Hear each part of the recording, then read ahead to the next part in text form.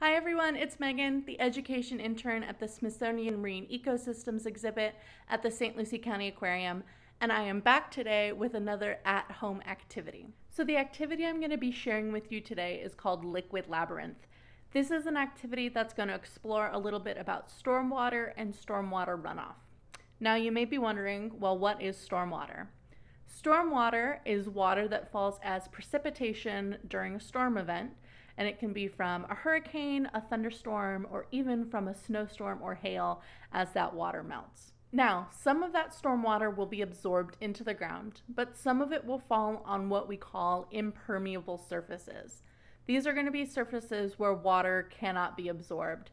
So it's going to be things like a parking lot, sidewalks, driveways, and even the roof of your house. These are going to be areas where the water won't be absorbed into the ground because there's something covering it. The water that's not absorbed into the ground that falls on these impervious surfaces is going to gather together and start to flow, usually into a storm drain or into a larger body of water. Now, as this water flows along the ground, it can pick up pollution. Now, pollution is any chemical or product that is not naturally occurring in an ecosystem.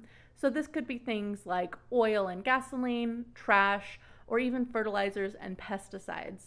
All of this can be collected by the rainwater, the stormwater, and be washed into our watershed. And this can cause a lot of problems for our watershed as well. So in this activity, you are going to create your own model of stormwater runoff and get to see just a little bit on how this water may travel and what it may pick up as it goes along its way. So for this activity, you're going to need a piece of cardboard, some either aluminum foil, wax paper, or plastic wrap to cover your cardboard with. You're going to need some modeling dough or clay to create your maze with. Then you're going to need some stuff to act as pollution. You can use anything that you can find around the house. I've got some cinnamon and turmeric and vanilla extract as well that I'm going to use. So just be creative with whatever you can find. You'll also need a little glass of water. And I actually don't have an eyedropper in my house, but what I do have is a straw, and I'm going to use that to be able to put some drops of water onto my maze. You might also want, if you're doing this inside, some sort of bin or bowl to collect this water in as it goes through your maze as well.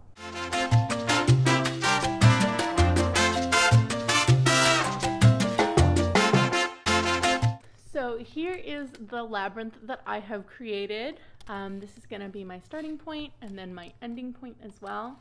So I'm going to go ahead and give it a little test, see if it works. I'm going to drop my water right at the top, and I'm going to kind of move the cardboard around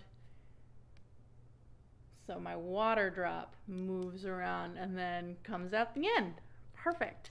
So now that I've got my maze working, you can always add more if you want. I'm going to add some of my pollution to see what might happen if my water drop were to go through some not so nice stuff. So we'll add a little bit up here, make a little mess everywhere.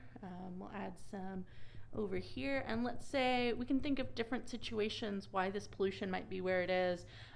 Let's say this is where someone has been just throwing their trash out and not putting it in a trash can. And then this is, someone decided to change their oil in their driveway, and they spilled oil everywhere. So we've got some nice pollution there.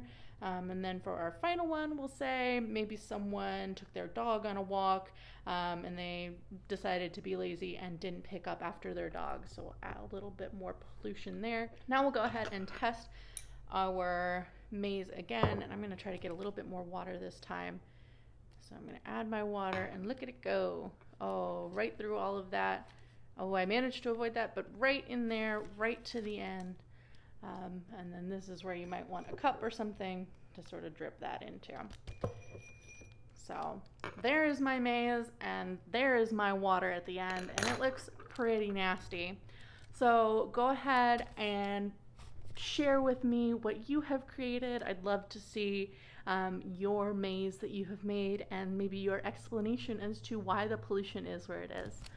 Thank you all so much for watching today. We hope you're staying nice and healthy out there, and we can't wait to share with you our next activity. Have a great day.